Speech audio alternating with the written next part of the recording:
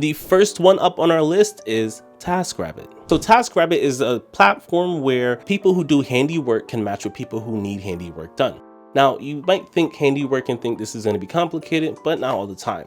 Sometimes people just need their desk put together, their furniture put together. They might need their lawns mowed. Whatever you think of like a traditional I work with my hands type of job is, this is going to be the best platform for you. If you have that skill set and you have the tools to execute those jobs, that's great, but we have to consider those things when we're talking about the general population. But the good thing here is you can put out your services based off of what you currently have. So if you don't have nothing, it will require a little bit of an investment. And for that reason, I'm gonna have to say TaskRabbit is a B. Lyft is here, but I'm gonna save that to the end because I am a Lyft driver and I'm gonna go a little more in depth with that. But next up is Uber. So the entry fee for Uber is that you have to have a car and you have to have a background check. In my experience, Uber has taken the longest to get back to people with their background check. And because there's not a lot of time between now and Christmas, that is going to be factored into my decision making. And some people are uncomfortable with other people being in their car. So that's going to take it out of what I would have liked to put it in S tier.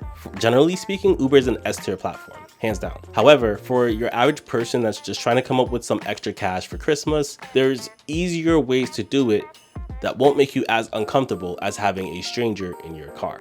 And that leads us to our next one, which is Uber Eats. Generally speaking, I would put Uber Eats in the A category, but when it comes to someone who's just trying to come up with some money for the holiday spending, I'm gonna have to put it in S tier. Delivering food, generally speaking, depending on your market, does not pay as much as delivering people. But the reason why I'm putting it in S tier instead of with Uber in A tier is because it doesn't require a stranger to be in your car. I just think that your common person who's just looking for some holiday money is more likely to start doing Uber Eats than they are to start doing Uber, which is why the next food delivery app that I'm going to talk about isn't going to be S tier, but instead Doordash is going to be A tier. Doordash represents Grubhub and all the other food delivery apps. They're kind of all the same. You have to play around with them in your market to see which works best. But unlike Uber Eats, DoorDash doesn't have a people delivery component to it. So if you're signed up for Uber Eats, it's also that much easier for you to qualify to use Uber.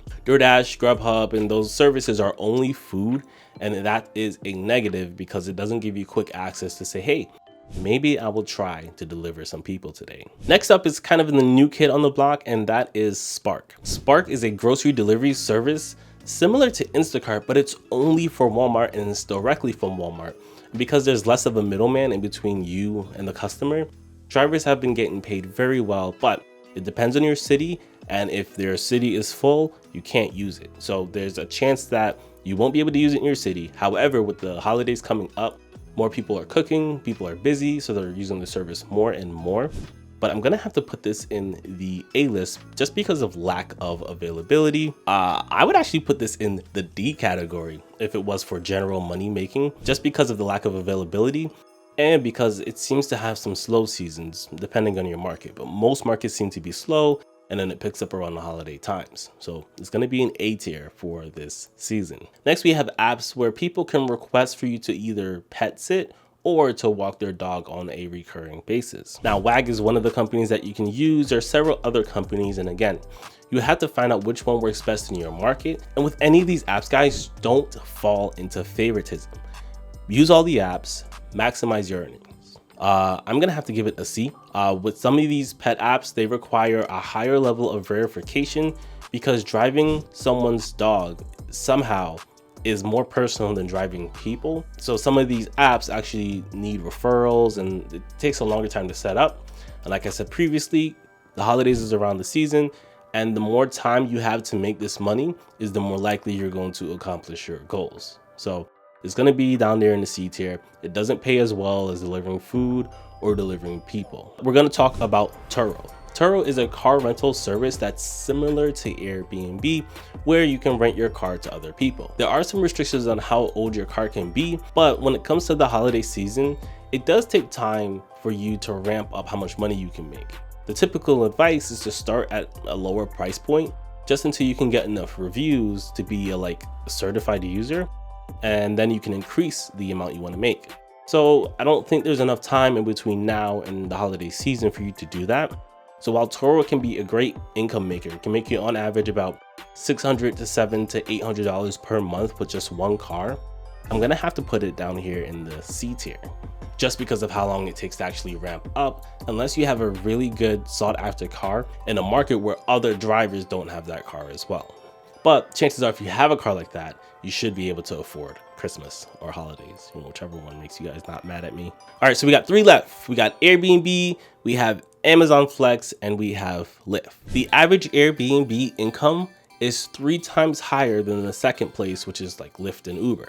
But the problem is, if you're needing $1,000 for holiday spending, the chances that you live in a situation where you can use Airbnb to come up with money is very, very low. You don't have to give your whole house to someone. You can give them just a room. But even then, you're introducing strangers into your home for the holiday season. And that could totally be your thing, right? You can wake up for them. You can make breakfast. You can do their laundry. I'm not doing that. That sounds like too much effort for what the situation calls for. And because it has such a high barrier of entry, I'm gonna have to put this on the D list. Now, if you're looking for a business more like long-term than just the holiday season, Airbnb would be S tier. Be at the top, be the best.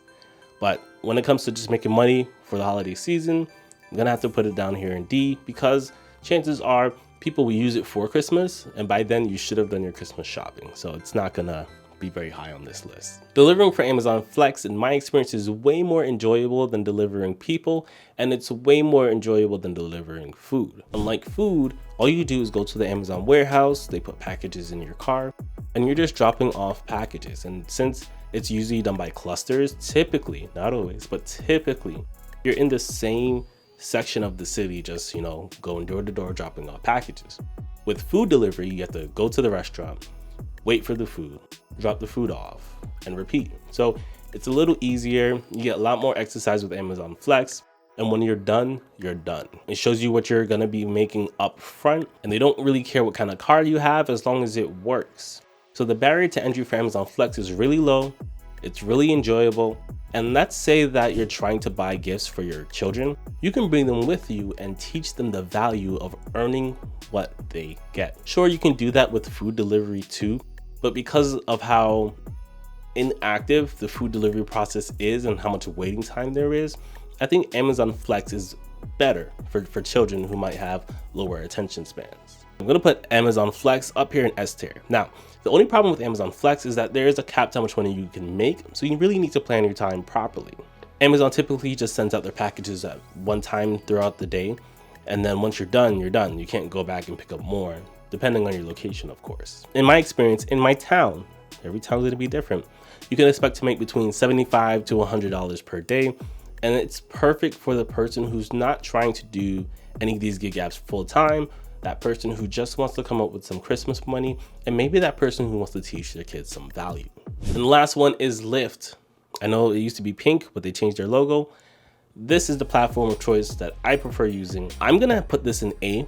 It would be unfair for me to put it above Uber. I think Uber and Lyft drivers make very similar pays. It might be like $1 or $2 off per hour, and that's not big enough to change my opinion here. Now with Lyft, I have a video where it teaches you how I made $500 in one day. And I've done that multiple times. So be sure to check out that video. It's a great video. It's gonna help you come up with that $942 for Christmas. And it's gonna help you come up with that emergency fund. And hey, it might change your life. Peace.